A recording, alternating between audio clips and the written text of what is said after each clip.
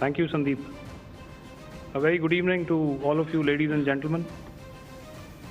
You are all by now familiar with the brutality and the dastardly manner in which 26 innocent lives were prematurely terminated at Pahalgam on the 22nd of April.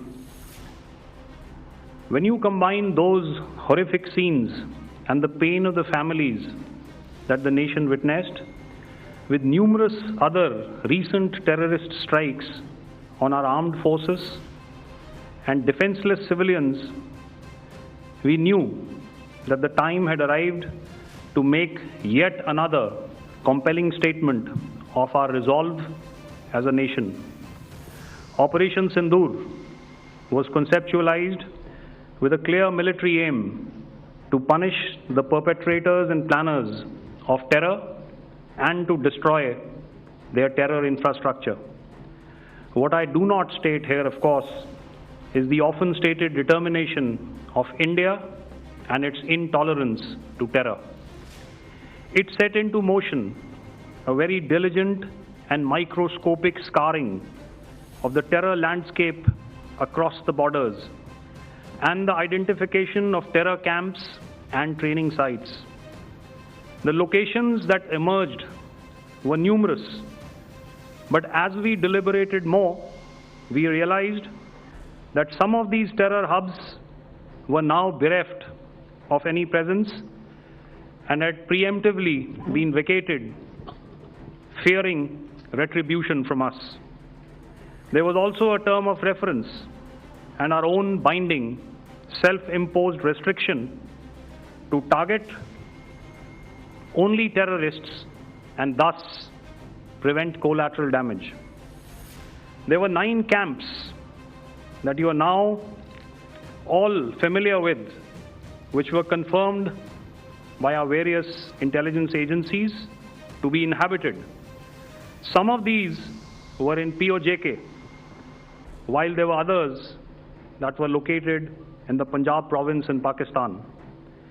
Nefarious places such as Muridke, the hub center of the Lashkar-e-Taiba, has over the years bred infamous characters such as Ajmal Kasab and the likes of David Headley. What followed was a careful scrutiny of each of these sinister locations, their layout, configuration, even the type of construction in each structure, and the terrain obtained around these. This was with an obvious intent to deduce and identify the exact vector that was required for their neutralization, as also the eyes in the sky that we would send up to ensure that we brought back evidence that we had indeed targeted what we set out to. The precise images of these engagements on that fateful and historical night have already been showcased during the first press statement on the 7th of May that was helmed by our Foreign Secretary. I have no doubt in my mind that we achieved total surprise, and those strikes across those 9 terror hubs left more than 100 terrorists killed, including high-value targets such as Yusuf Azhar, Abdul Malik Rauf, and Mudassir Ahmed that were involved in the hijack of IC-814 and the Pulwama blast. The line of control was also violated soon after by Pakistan, and the erratic and rattled response of our enemy was apparent from the number of civilians, inhabited villages, and religious sites such as Gurudwaras that were unfortunately hit by them, leading to a sad loss of lives. The Indian Air Force played a major part in these strikes by engaging some of these camps, and the Indian Navy provided wherewithal in terms of precision munitions. The Indian Air Force obviously had their assets up in the sky, and I will here request Air Marshal Bharti, the Director General of Air Operations, to detail for you the methodology that the men in blue adopted to successfully manifest this mission. Thank you, Rajiv. A very good evening, ladies and gentlemen. It indeed is a difficult time that we have to come here like this and brief you. We could have done without this, but we had no choice. As the DGMO has detailed, the event was precipitated by the dastardly act at Pahalgaon. The sequence of events have already been detailed. We carefully selected the targets, and out of the 9 selected targets, the target systems that were given to the Indian Air Force were the notorious training camps at Bhavalpur and Muridke, these being further from the international boundary. Through critical target system analysis, we analyzed what was to be done to annihilate these targets and plan to engage these targets with precision air-to-surface guided munitions so as to avoid collateral damage. The modalities of planning process I will not go through at this instant. However, what I would like to show you is the results that we achieved through our targeted airstrikes. Could I have the second slide, please?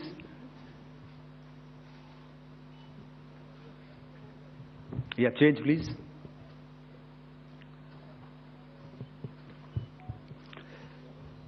Okay. This is what the terror infra at Muridke looks like. If you see, north is as indicated, and to the right is east, where the international boundary lies. Could we have the next slide, please?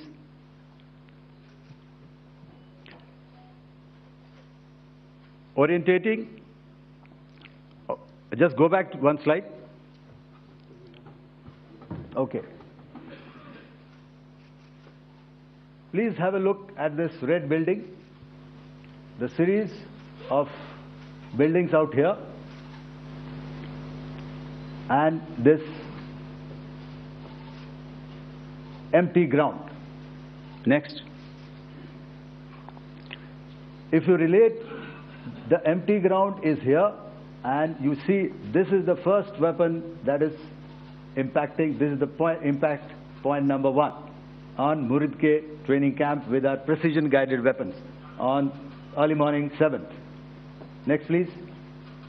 Keep your eyes glued for the second weapon coming in and the second impact on the selected target point.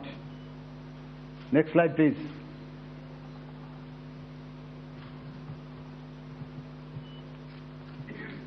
Third weapon, third impact. Continue. And fourth weapon, fourth impact. So through these targeted and precision targeting, we addressed the target at Muridke, which was the terrain infrastructure.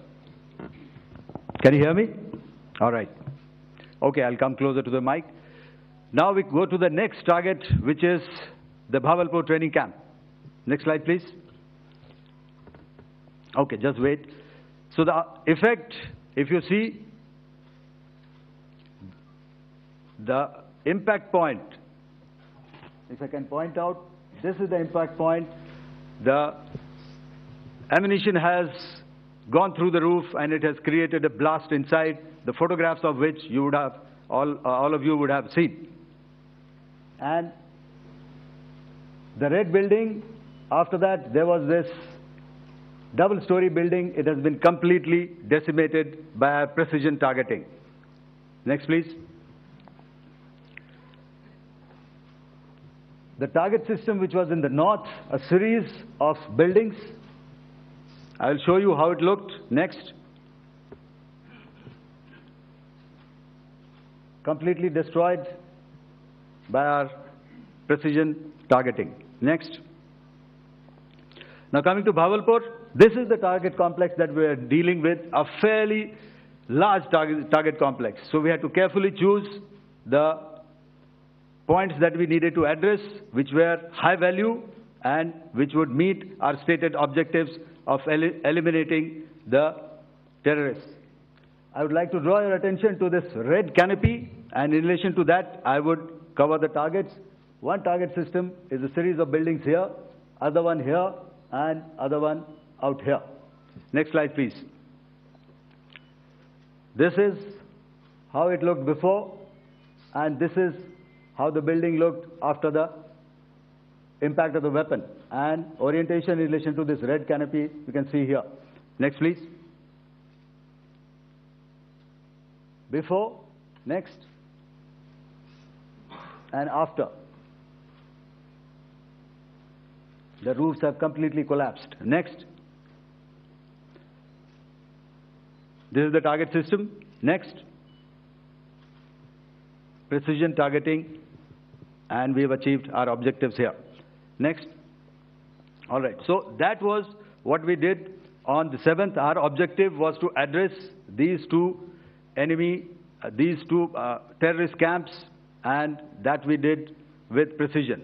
And thereafter, we maintained a robust air defense posture, because remember, our objective was to target the terrorists and terrorist infrastructure, not any other infrastructure, not the Pakistani military, not the Pakistani any other infrastructure. So that is what we have maintained on the 7th of May.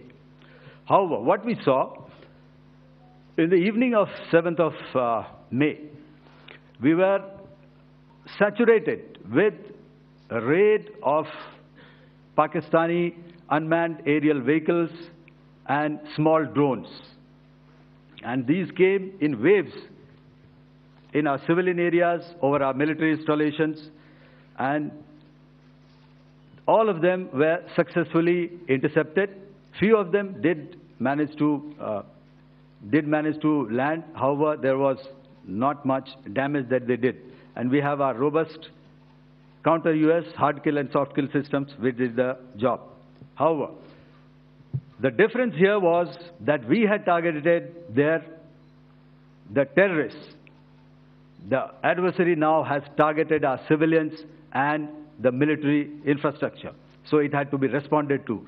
So in a quick and calibrated response, that very night, we struck their radar installations at Lahore and close to Gujranwala, the LYT installation, to indicate to him that we are ready, yet we do not want to escalate. Our fight was with the terrorists and not with the Pakistani military establishment.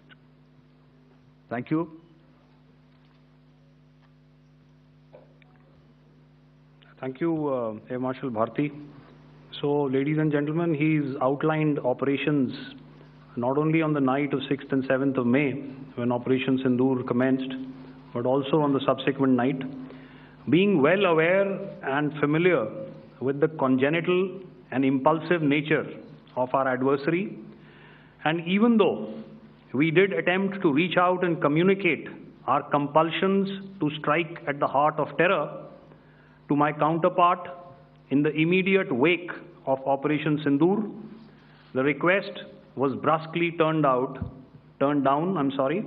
with an intimation that a severe response was inevitable and in the offing.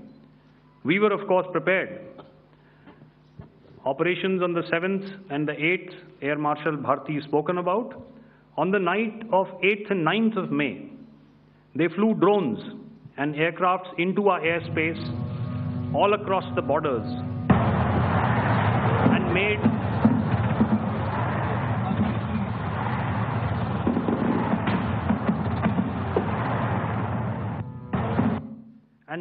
largely unsuccessful attempts to target numerous military infrastructure. Violations on the line of control by Pakistan also commenced yet again and precipitated into fierce arty engagements. The air operations on the night of 8th and 9th of May, I'll yet again request the DG Air Operations to cover.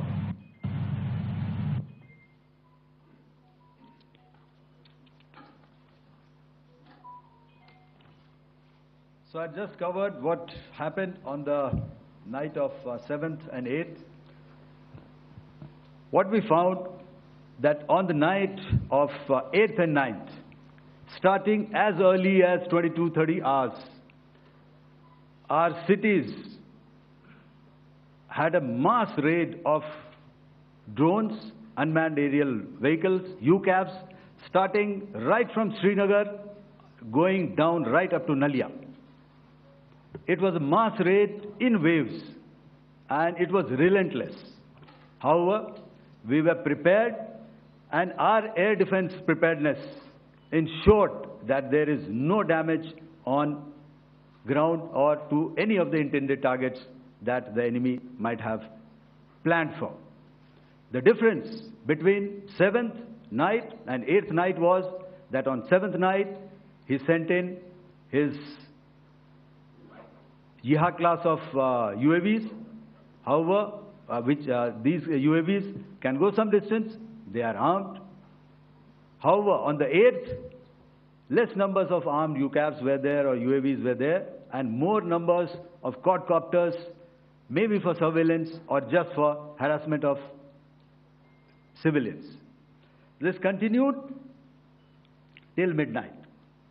Our air defense preparedness ensured that there was no damage on the ground, either to the military installations or to the civilians. However, the enemy had yet again shown that he wanted to up the ante and he wanted a fight, and we were up to the task. In a measured and calibrated response, we once again targeted his military installations, which included his SAM sites at Malirkant. This also included his surveillance radar sites at Lahore and close to Gujranwala.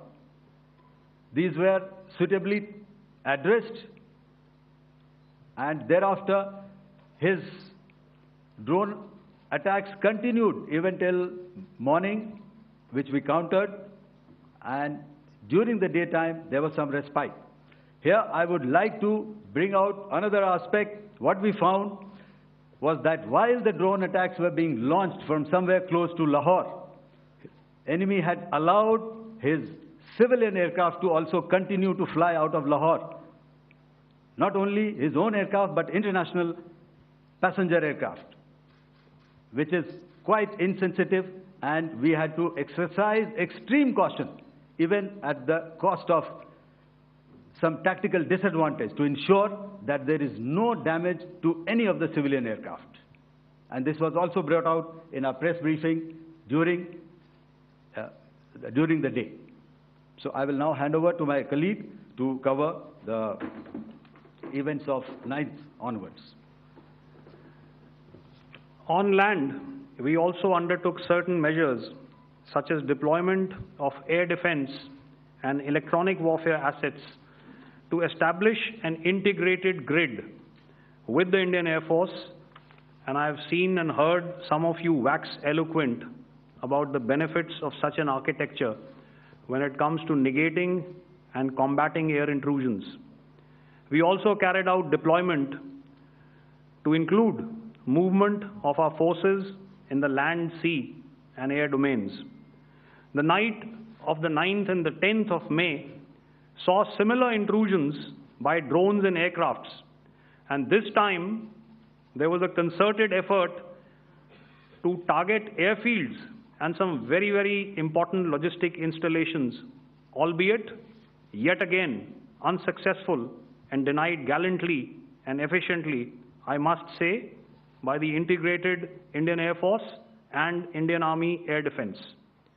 We further strengthened our deployment and also initiated some pressure points to send a very clear and unambiguous message to the other side to desist from any misadventures on land. Some of the airfields and dumps saw repeated attacks in waves from the air. All were thwarted.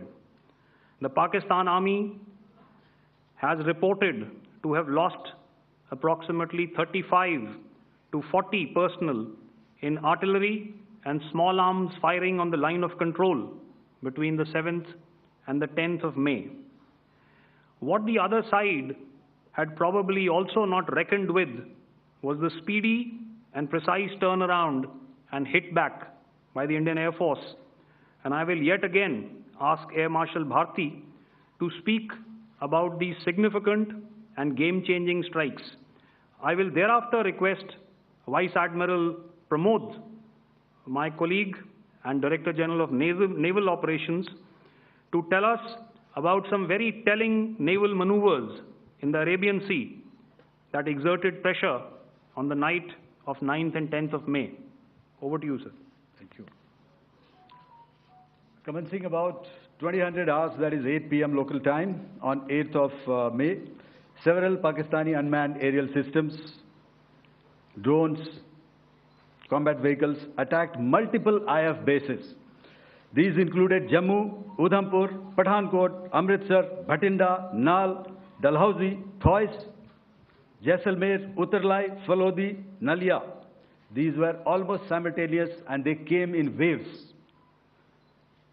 All our AD guns and other systems were waiting for them. All these waves were neutralized by our trained crew using the air defense systems that they have, and also some of them were utilized using our legacy systems like Pechoras and IF Summer, which we have recently acquired. And some were neutralized by the Garud snipers. There was no damage on ground from these incursions and these mass raids, if I could call them, from the Pakistani side. However, following these relentless attacks on our air bases, on our forward positions, and on our civilian targets, this was time to convey some message to our adversaries. And therefore, a decision was taken to strike where it would hurt. And towards that, in a swift, coordinated, calibrated attack, we struck his air bases, command centers, military infrastructure, air defense systems across the entire Western Front. The bases we struck include Chaklala, Rafiki, and mind you, Chaklala is Islamabad. Rahim Yar Khan, Sakar, sending a clear message that aggression will not be tolerated. This was followed by strikes at Sargoda, Bholari, Jacobabad. We also struck the C2 centers at Murid, the UAE complex at Murid, Rafiki, radar at Chunia, which I will show you, Rahim Yar Khan airfield, and the unmanned combat aerial vehicle hangar at Sakar. I would like to reiterate here that we have the capability to target every system at these bases and more. However, it was only a measured response to instill good wisdom to our adversary to refrain from further escalation. IF's response was directed only at military installations, avoiding civilian and collateral damage. I would now like to show you some of the effects that have been achieved as a result of our air operation.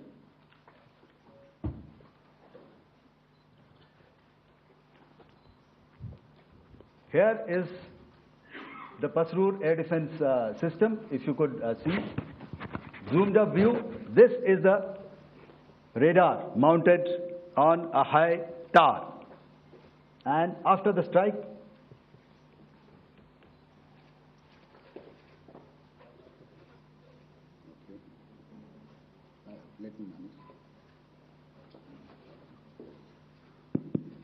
Thank you. can you hear me? Yeah, thank you. And after the strike, this is what has happened. This radar has been taken out, completely burnt. Next slide, please. The Chunia air defense radar, which was taken out on 7th and 8th. This is the radar site. A blown up photograph, once again, on a tower. Not very clear, but what you see very clearly is the after effect after we have stuck. The radar head has been completely decapitated. Next slide, please. Arifwala air defense radar. In this complex, you see how it looked before, blown up image, and after really blown up. Next. Now coming to Sargodha airfield. Remember, this is one of their important airfields wherein they have a lot of assets, F-16s, other assets which they keep getting, training institutes. And we have stuck this airfield.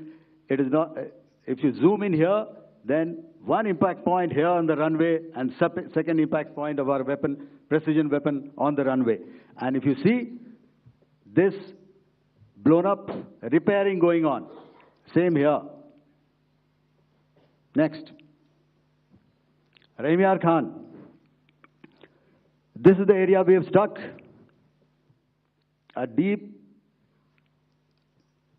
strike out here and one complex here. So this is how it looked before, and the same. You see a big crater, another crater here, and this complex, after strike, neutralized. Next. Chaklala airfield, Noor Khan, once again a major air base, a lot of their logistic assets out here. This was the chosen complex that we intended to strike and convey a message. Next slide, please. This is how it looked before, and this is how it looked after our strike. Next. Sakar. We chose the radar site at Sakar. This is the radar site, and after it was struck, this is the aftermath, completely burnt out. Next, please. Aircraft shelter. This is how it looked before the strike, and this is how it looked after the strike. The roof of the buildings completely caved in and burnt. Next. Bolari airfield, aircraft hangar. This is how it looked before, and this is how it looked after the precision strike. Next. Jacobabad, aircraft hangar, and this is how it looked after. Next. So what I'm trying to convey here, ladies and gentlemen, is to start with, our fight was neither with the Pakistani military nor with anybody else who's there on the other side. Our fight was with the terrorists.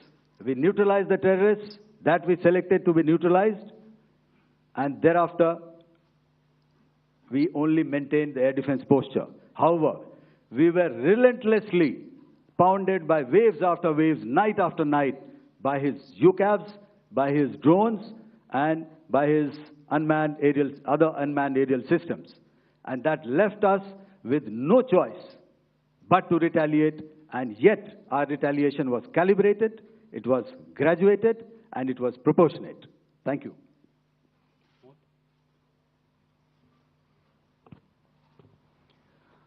Good evening, ladies and gentlemen. In the aftermath of the cowardly attacks on innocent tourists at Pahalgam in Jammu and Kashmir by Pakistani-sponsored terrorists on 22nd April the Indian Navy's carrier battle group, surface forces, submarines, and aviation assets were immediately deployed at sea with full combat readiness in concert with the Joint Operation Plan of the Indian Defence Forces. You may be aware that we tested and refined tactics and procedures at sea during multiple weapon firings in the Arabian Sea within 96 hours of the terrorist attack.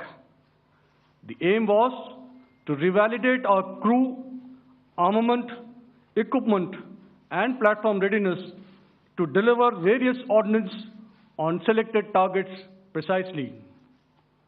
Thereafter, our forces remained forward deployed in the Northern Arabian Sea in a dissuasive and deterrent posture with full readiness and capacity to strike select targets at sea and on land, including Karachi at time of our choosing. The forward deployment of the Indian Navy compelled Pakistani naval and air units to be in a defensive posture, mostly inside harbors or very close to the coast, which we monitored continuously. The Indian Navy maintained seamless maritime domain awareness throughout the duration and was entirely aware of the location and movement of Pakistani units. In effect, we had and continue to have good battle space transparency using our maritime domain awareness grid. As you are aware, our response has been measured, proportionate, non-escalatory, and responsible from day one. Accordingly, the calibrated approach considered all options, including the ability of the Indian Navy for offensive action from and at sea. As part of this escalation control mechanism, the application of force by the Navy was planned in a synchronized manner in coordination with the Army and Air Force, the highlight being teams from the three services working closely in an integrated manner. Along with the kinetic actions by the Indian Army and Indian Air Force, the overwhelming operational edge of Indian Navy at sea contributed towards Pakistan's urgent request for a ceasefire yesterday. As we speak, Indian Navy remains deployed at sea in a credible deterrent posture to respond decisively to any inimical action by Pakistan or Pakistan-based terrorists. Thank you. Samno Varna, Jai Hind. Now I'll hand over to Director General Military Operations for further proceedings. Ladies and gentlemen, on the 10th of May, in the morning, even as we were getting into a huddle to wargame the events of the previous night, a routine exercise, I received a message on hotline from my counterpart in Pakistan seeking my willingness to communicate. Since our initial aim was to strike at terror camps, and all our actions in the subsequent days were in response to the intrusions and violations by the Pakistan Air Force and its army, it was decided that I would indeed speak with my counterpart. You are already aware, I've seen it being covered on national television, that my communication with the Pak DGMO was conducted at 15:35 hours yesterday and resulted in cessation of cross-border firing and air intrusions by either side with effect from 1700 hours, 10th of May, after he proposed that we cease hostilities. We also decided to further speak on the 12th of May, that's tomorrow, at 1200 hours, to discuss the modalities that would enable the longevity of this understanding.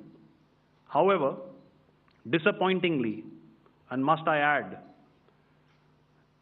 expectedly, it took only a couple of hours for the Pakistan Army to violate these arrangements by cross-border and across the line of control firing, followed by drone intrusions, across the expanse of the Western Front through last night and in the early hours of the morning today.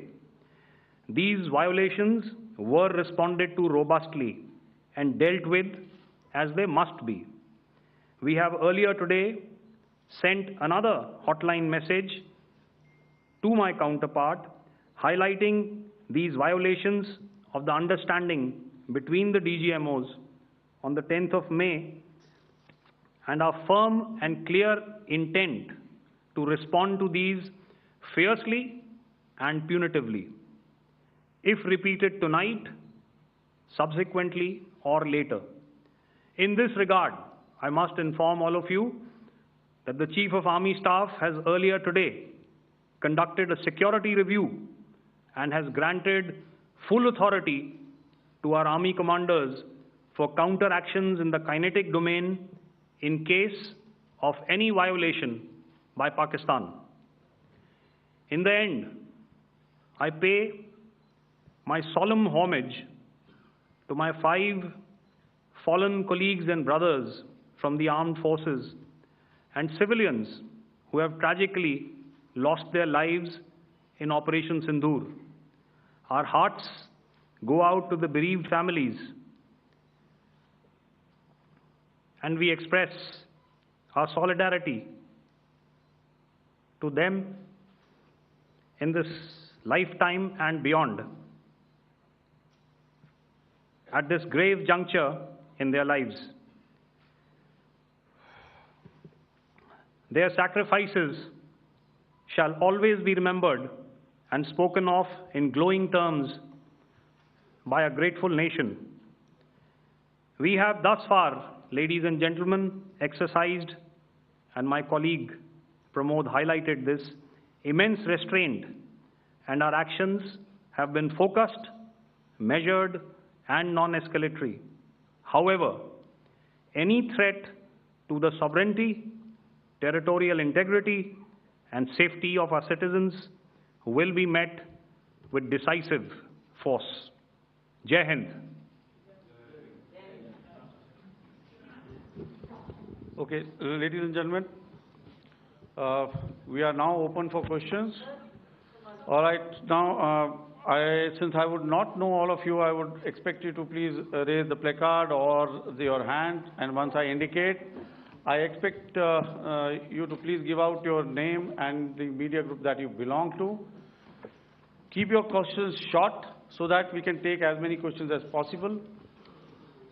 Also, ladies and gentlemen, kindly bear in mind that confidential aspects may not be answered by the 3 DGMOs.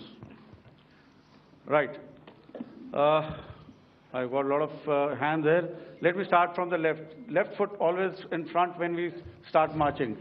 So here we have to the left, okay. Yeah, 238. Hello. So this is Manas Pratimugyan from PTI, Press Trust of India. So the understanding that was reached yesterday on stopping the military operations and actions, was it for just 3 days? And what would be the cost escalation if there is violation of this understanding by the Pakistani side? And my subsequent question would be that we have a kind of ceasefire agreement with Pakistan that was finalized in 2003. So will there be some kind of similarities in frameworks between the two kind of understandings, 2003 ceasefire agreement and the current understanding on stopping military operations?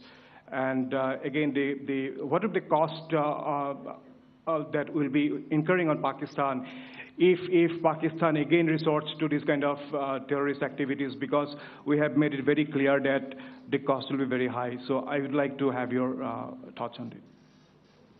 Okay, so I'll answer the latter part of the question first. I also want to add that while the initial ceasefire agreement, as you correctly pointed out, is of the 2003 vintage, but I must remind you that in 2021, in the month of February, and this was then when the crisis in eastern Ladakh was also on. The two DGMOs had spoken and arrived at a ceasefire understanding that lasted right up until this unfortunate attack at Pahalgam. Once our Foreign Secretary had announced the decisions of the CCS in the immediate wake of that attack, he had announced certain measures, and then of course Pakistan had in turn made its own announcements. Since then, there have been certain violations of this ceasefire understanding, and of course after the 7th of May, like I pointed out during my statement, that there have been numerous violations on the line of control especially, and of course along the international boundary by the Pakistan Army and the Pakistan Air Force. This understanding that we spoke about yesterday, no, it was not for 3 days. It was first to stop aggressive and hostile activities immediately, let that order and direction settle down for about 36 hours, and thereafter discuss modalities, like I said, to ensure its longevity. That is tomorrow, on the 12th of May. But unfortunately, we had a violation starting at approximately 1900 hours last night. And we've sent a communique, like I said, to the Pakistan Military Operations Directorate. And we will await as to what happens tonight. All right. The cost escalation, I'll leave it to your best imagination. I've already said that the response will be fierce and punitive. Now, the right foot forward. Yeah.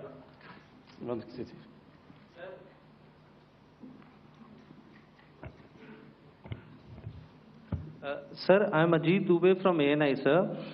Sir, my question is that you talked about the loss of lives to the Pakistan Army, that was around 35 to 40 kills secured by the Indian Army. Sir, can you tell us what would be the total loss of life to the Pakistan Army in both Army and Air Force attacks, sir? And how good was the performance of the BrahMos, Scalp and the S-400 during the operations? And sir, since we have... Sir, just one line. No multiple questions, please. Sir, all right. And since, sir, we have achieved such a spectacular, we have made good achievements in this entire operation, can we say that we have emerged victorious, or we have a big upper hand over the Pakistanis in this entire conflict? Thank you very much, sir. So I'll answer the question about the loss of lives on the other side. Of course, there are various means to ascertain that number. There is information from various agencies that come in. There are, of course, on the line of control, other ways to find out as to what has been the effect of what you are doing there in ceasefire violations. So therefore, I mentioned 35 to 40 on the line of control, and please remember that once Operation Sindoor was launched, the responses of the Pakistan Army were also on Indian Army or the Indian Armed Forces infrastructure. Let me put it that way. So that's why I did not cover casualties of the Pakistan Army, at least in the initial phases of battle, because those were not our targets.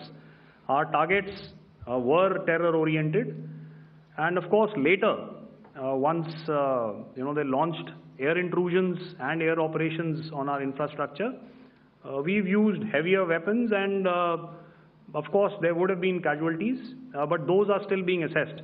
The effects of the weapons that you mentioned, I will request Air Marshal Bharti to apprise all of you about those. Good evening, Mr. Sujit. How are you? Ajit. Okay, we're meeting after some time. I never mentioned about any of the weapons that we used. Check. Okay. What I was saying, that I never mentioned of any of the weapons, the caliber that we used. All right, so we leave it at that. Those are matters of operational details which I would not like to go into. But suffice to say that whatever methods and whatever means we have chosen, it had the desired effects on the enemy targets. How many casualties? How many injuries? Well, to start with, our aim was not to inflict casualties, but in case there have been, it is for them to count. Our job is to hit the target, not to count the body bags. And the last part of your question, I wonder if you read out the tweet on ADG-PI at midnight once we'd done what we had to in Operation Sindoor. And that's credit to my friend here on the left. Justice has been served, Ajit. That is all that I will say. Ajit, I'll request you to, refrain putting words into his mouth. All right. Yeah, I'll come back to the left. 147. Sorry, 47. No, 47. Did I see it here or? Yeah. Good evening, gentlemen. Sorry, 147, I saw it there. Sorry. Yeah, since I've already said, 147, start please. Hi sir, good evening. This is Shivam Patel from Reuters News Agency. Thank you for giving me the opportunity. My question, sir, is how many military targets did Indian Armed Forces strike in Pakistan in response to the attacks from Pakistan? How were these targets selected? And how many troop casualties have been there in total on both sides, if you can give details? Thank you. I'm sorry, where are you? I haven't spotted his... Here's to the right. Okay. Can you just repeat that for me, please? Sure, sir. So my name is Shivam Patel. I'm from Reuters News Agency. My question is, how many military targets in total did the Indian Armed Forces strike in Pakistan in response to the attack from Pakistan? How were these targets selected? And how many troop casualties have been there on both sides, if you can? So you're speaking of the targets that I mentioned in the wake of the attack at Pahalgam, right? Military targets, after response. Yeah, I think it's amply clear to everybody here that the Pakistan army has not crossed the international boundary, neither in the plain sector nor on the line of control. So the intrusions have been in the air. There have been certain attempts on the line of control when ceasefire violations have been on to try and infiltrate and carry out and perpetrate activities that we are all very well familiar with. Whether these are by terrorists or by the Pakistan army or its special forces and commandos is difficult to say, but each of these have been effectively thwarted. So therefore, as far as engagements of military targets on the other side is concerned, I thought Air Marshal Bharti covered those very well and in detail, and he also mentioned as to how they went about targeting those. I think those images were very clear and very, very graphic in telling us as to what we needed to hit. And you'll remember right at the outset I said that we even went into what was the construction in each of these locations and therefore decided on the vector that had to be utilized. Please. Okay, if I could add to what the DGMO has said, I have already detailed the targets. Now, whether it is X numbers or Y numbers that is immaterial. And what damage have we inflicted, you have seen. What are the casualties on the other side? As I said, that is for them to count. As far as we are concerned, from the air defense side, if they had a choice, they would have definitely come in. They are fighters, there are more numbers of UCAVs. It is not that they did not intend to come in. It is only that our robust AD posture prevented them from coming in. So that must be known, and that must be realized by all the audience here. Yeah, I'll come to the left now, 24.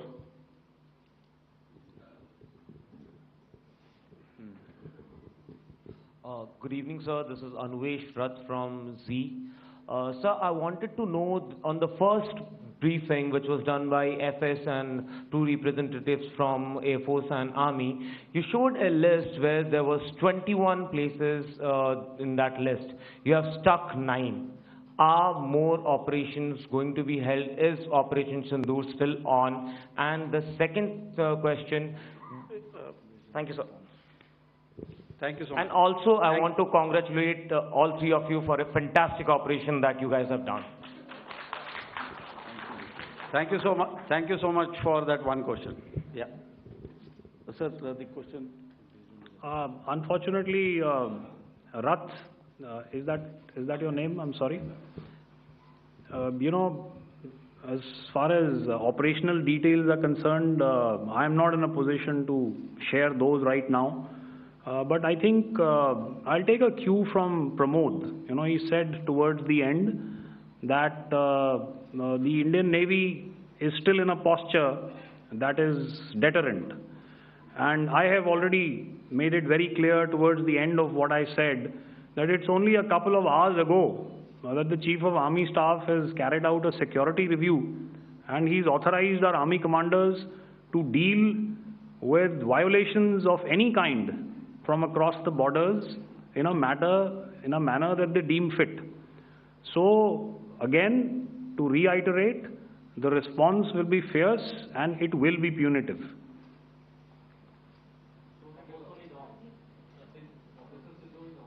Yes.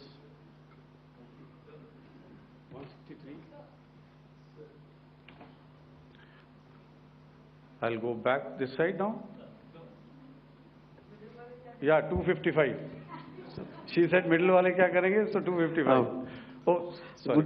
Good evening, sir. I'm Shailesh from National Defense. Please allow me, first of all, to pay my gratitude for protecting us Indians. Thank you very much. Sir, since the enemy has been talking about taking down our aerial platforms, it would be deemed fit in case we can reveal that we have taken down their fighter jets. What could be the number? Though you said that they may be not good to reveal the platforms, but since this has come from various quarters in Pakistan, so I believe that we need to answer, in case if you can, sir, if you may allow. The question is for me? Yes, sir. Okay, and if I get it right, you want to know how many of their planes we have downed? Yes, sir. Yes, sir. All right. See, as I said, their planes were prevented from coming inside our border. All right. So we do not have the wreckage with us, but definitely we have downed a few planes. Numbers, we would not like to hazard a guess out here. Okay. I have the numbers. Okay, and we are getting into the technical details of it to establish it. So I would not like to put a figure at this time, but definitely there are losses from their side which we have inflicted. Please don't ask. Were they fourth generation plus, sir? No, see, you're putting words into my mouth. Why do you say fourth generation? Let us make it high tech. Okay. Thank you so much. All right. Yeah, 163.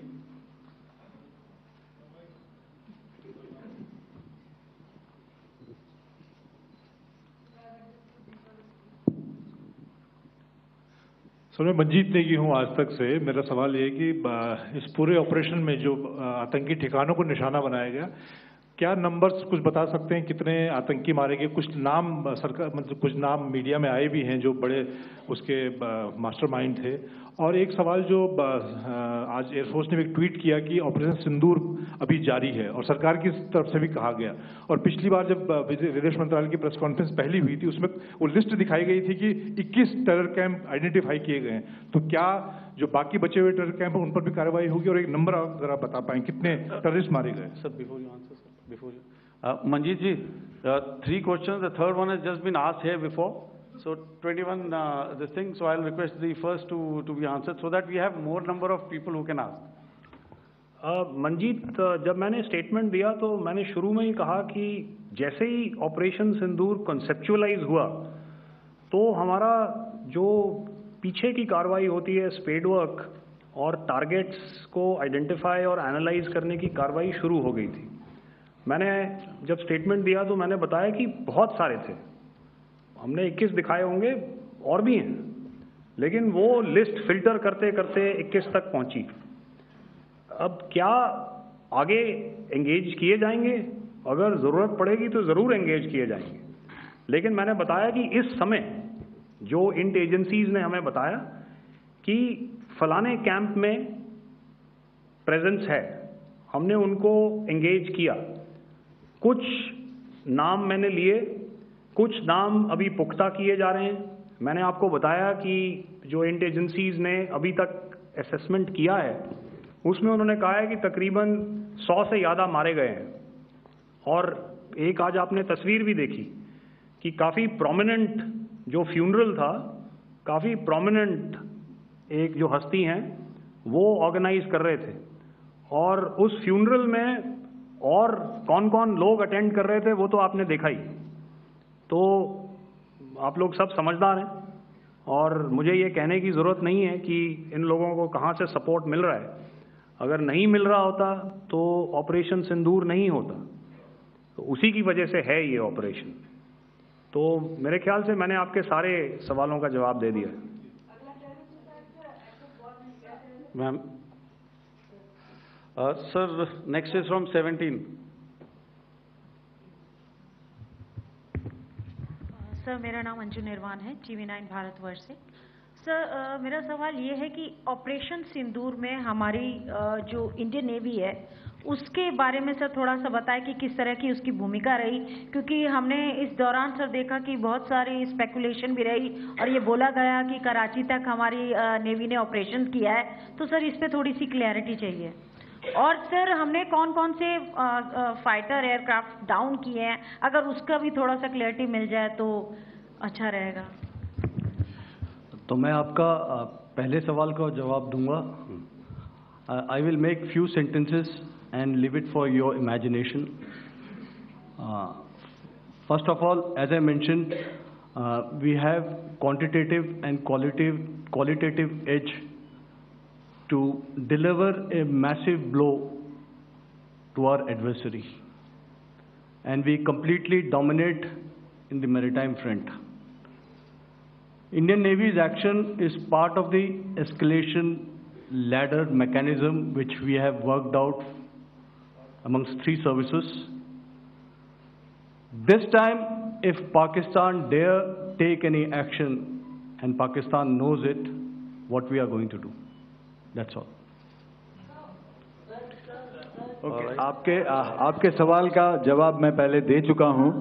आपके सवाल का जवाब मैं पहले दे चुका हूं, इसलिए मैं बस उस तक ही सीमित रखूंगा और इतना कहना चाहूंगा कि आने वाले दिनों में आपको खुद ही पता चल जाएगा, और ऐसी बातें छुपी नहीं रहती हैं, तो पता चल जाएगा। So at this time we'll just let it be. Okay, ladies and gentlemen, we have 1 or 2 more questions, sir. So please, they are going to be outside. You can speak to them there also. 104.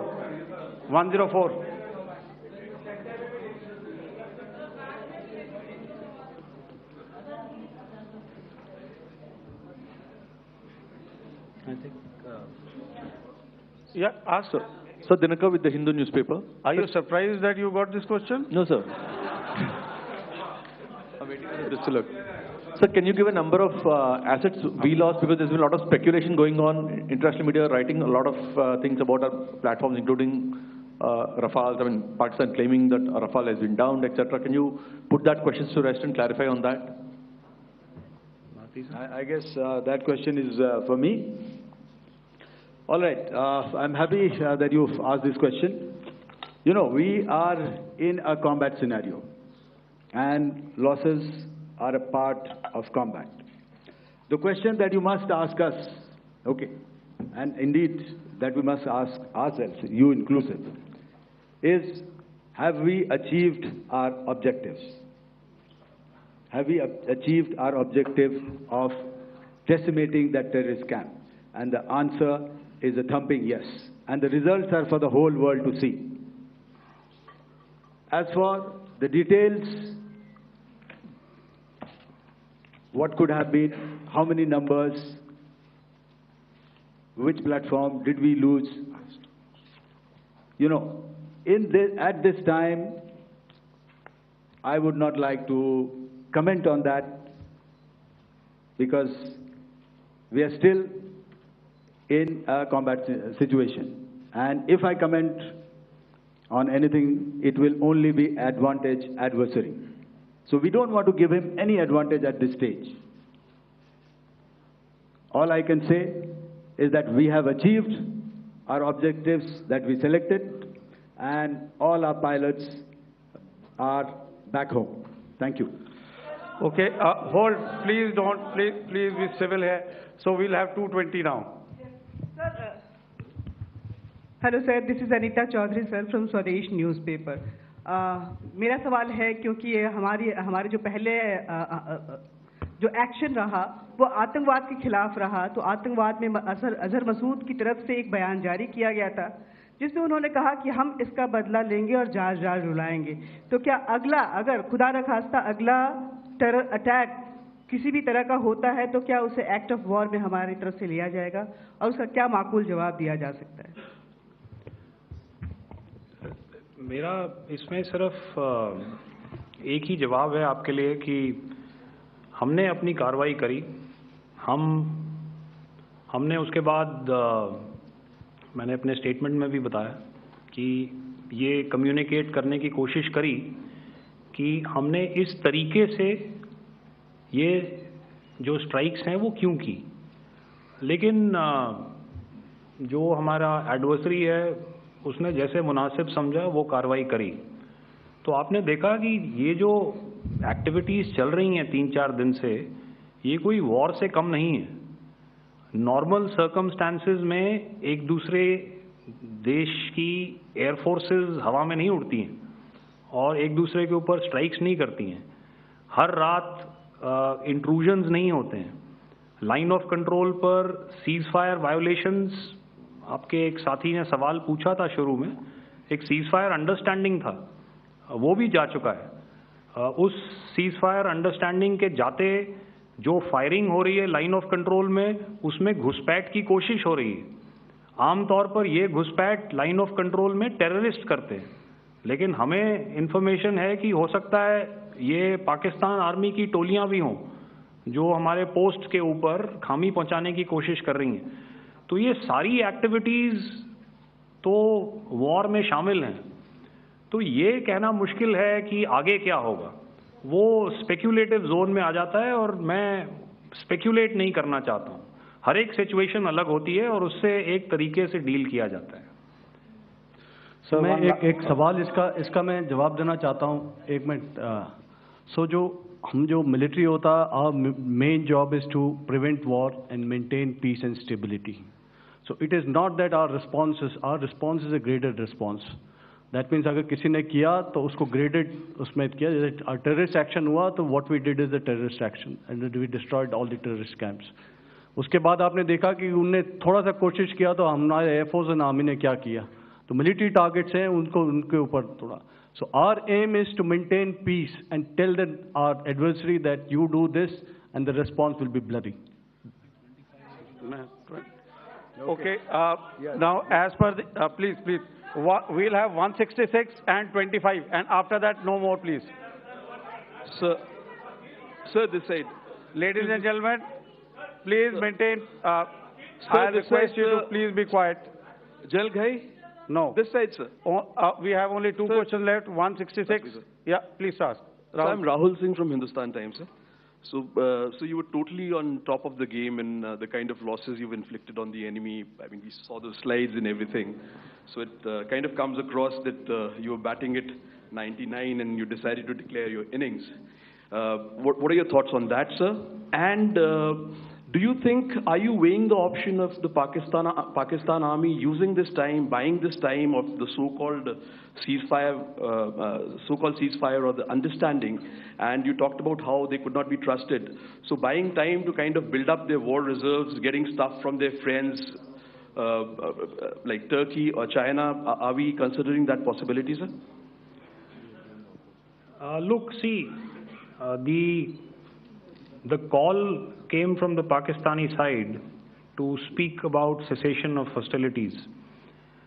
What pauses mean during such conflicts is known to everybody. You know, I don't want to go into the pros and cons of how preparation for war is made.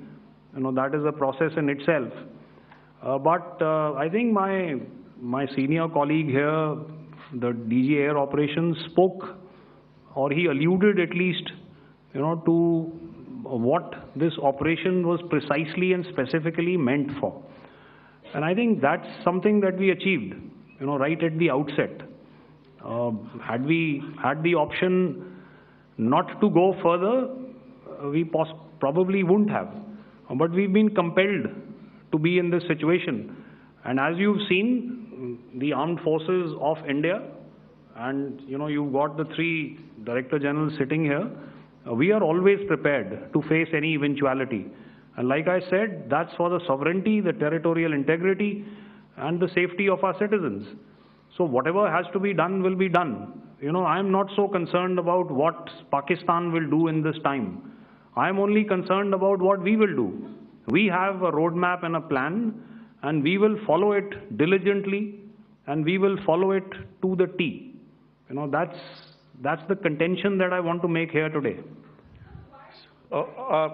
Ma'am, please. Okay, the last question, and ma'am, 25. She's been asking since the first one. Sir, I'm Nandita. Sir. She's not asking a question. Sir, I'm Nandita Dagar, DAGAR from DD News and DD India. Sir, I wanted to ask you that my question is to General Ghai. Sir, you spoke to your counterpart yesterday and the Pakistani counterpart. Sir, what is the Indian Army's assessment that despite that agreement, that talk that you had, despite that agreement coming into effect at 1700 hours yesterday, why did they violate it? And number 2, yesterday at the Joint Defense Ministry and Foreign Ministry briefing, Wing Commander Vyomika Singh and Colonel Sophia Qureshi had told us that we have cited the Pakistani troops amassing at the borders and at the LOC. Sir, has that situation changed? Have they withdrawn? And sir, if in case, despite, now there is a lull of course, but if tonight again, if the enemy again carries out shelling and aerial intrusions through drones, what is going to be our response, sir? Thank you. So without outlining the specifics of that response, I've already made it clear that there will be a response, and it will be fierce and it will be punitive. Why the Pakistan Army chose the option of violating the understanding that was arrived at earlier yesterday, I think that's a question that we best answered by the Pakistan DGMO. I wouldn't be able to, give you that. But, in situations such as these, and if you go back into any conflict, sometimes these understandings take time, to fructify and manifest on ground. But without, getting into the reasons, it is our mandate to be prepared at all times, and that we were. It's not as if because there was an understanding we weren't prepared. I must tell you that the armed forces were on a very, very high alert, and they continue to be in that state even as we speak. Oh, all right. Ladies and gentlemen, please, ma'am, please. Okay, thank you so much for coming today. Those who have missed asking a question, those who have missed, see, I knew I'll grab this attention from you like this. Those who have missed the opportunity to ask a question can give me a written one. I'll definitely get back to you with that. And also, they are they are invited for a cup of tea in my office day after tomorrow. Thank you, ladies and gentlemen, for coming. Thank you. Thank you very much. Jai Hind. Jai Hind.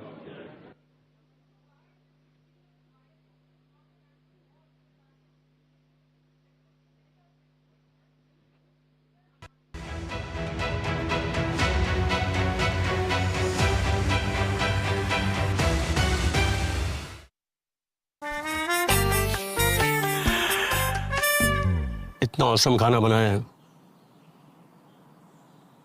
प्यार हो गया। प्यार तो होना ही था प्यारे, वसंत मसाले से जो बना है, टेस्ट भी मस्त, क्वालिटी भी जबरदस्त। वसंत मसाला, प्यार तो होना ही था। आपकी सफलता की उड़ान का runway, Charusat, Charotar University of Science and Technology. Choose Charusat, choose success. चलो उसको मना लो यार, ठंड से दिल को पिघला दो यार। चलो चलो चलो, let's all go for an Amul ice cream. चलो चलो चलो, चलो चलो चलो, चलो चलो चलो, चलो चलो चलो। Groups are the flavors all yum yum. Sandwich, faluda, epic, casata. Let's all go for an Amul ice cream. Real milk, real ice cream. इतना औसम खाना बनाया है, प्यार हो गया। प्यार तो होना ही था प्यारे, वसंत मसाले से जो बना है, टेस्ट भी मस्त, क्वालिटी भी जबरदस्त। वसंत मसाला, प्यार तो होना ही था। This is my life. मेरी मजबूरी ये है कि मुझे रोज सेट पे आना पड़ता है, और with Parul universities online program you can study any time anywhere. चलो उसको मना लो यार, ठंड से दिल को पिघला दो यार। चलो चलो चलो, let's all go for an Amul ice cream. चलो चलो चलो, चलो चलो चलो, चलो चलो चलो, चलो चलो चलो। Groups are the flavors all yum yum. Sandwich, faluda, epic, casata. Let's all go for an Amul ice cream. Real milk, real ice cream. आपकी सफलता की उड़ान का runway, Charusat, Charotar University of Science and Technology. Choose Charusat, choose success. इतना awesome खाना बनाया है, प्यार हो गया। प्यार तो होना ही था प्यारे, वसंत मसाले से जो बना है, टेस्ट भी मस्त, क्वालिटी भी जबरदस्त। वसंत मसाला, प्यार तो होना ही था।